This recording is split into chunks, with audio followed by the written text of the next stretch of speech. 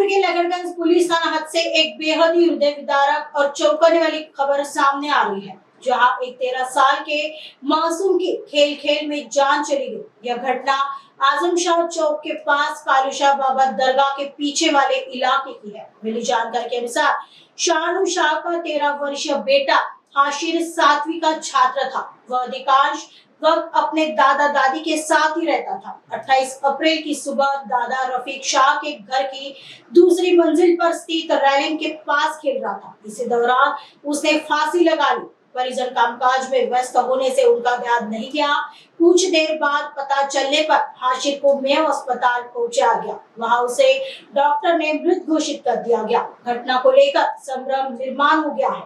हाशिर 7वीं का छात्र था। उसके खुदकुशी किए जाने पर संदेह व्यक्त किया जा रहा है। खेल खेल में गले में दुपट्टे का फंदा फंसने से भी हादसा होने की आशंका की जा रही है। लगड़गंज पुलिस ने आकस्मिक मृत्यू का मामला दर्ज कर जांच शुरू कर दी है।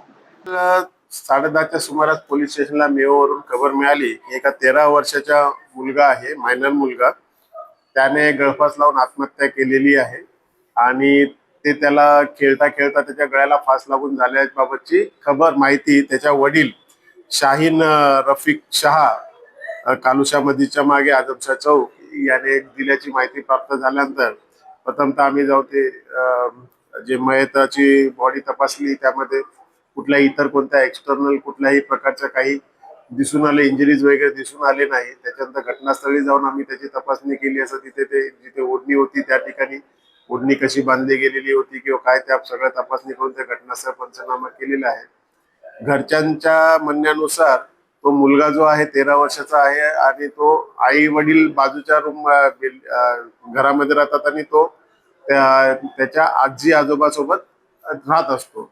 चिटकूनच घर आहेत, लांब नाही आहेत, पण तो तिथे झोपत असतो आणि सकाळी 8च्या सुमारास त्यांच्या आजोबा किचन मध्ये होते आणि हा बाहेर खेळायला गेला असल्यामुळे त्यांनी लक्ष दिलं नाही। आणि नंतर ज्यांनी बाहेर आल्यानंतर त्यांना त्या शिडीला वरती जाण्याच्या, पहिल्या माळ्यावर जाण्याच्या शिडीला तो लटकल्याचं दिसून आला। त्याप्रमाणे त्यांनी काढून त्याला मेयो हॉस्पिटलमध्ये जमा केलं। तिथे त्याला मृत घोषित करण्यात आलं होतं। सदर मुलाच्या सध्या तरी कुठल्या संशयाचा प्रकार दिसून येत नाहीये, तरी पण पोस्टमॉर्टम मध्ये डॉक्टरांनी मुलाचं वय लहान असल्यामुळे वेगवेगळ्या प्रकारच्या तपासण्या केलेल्या आहेत।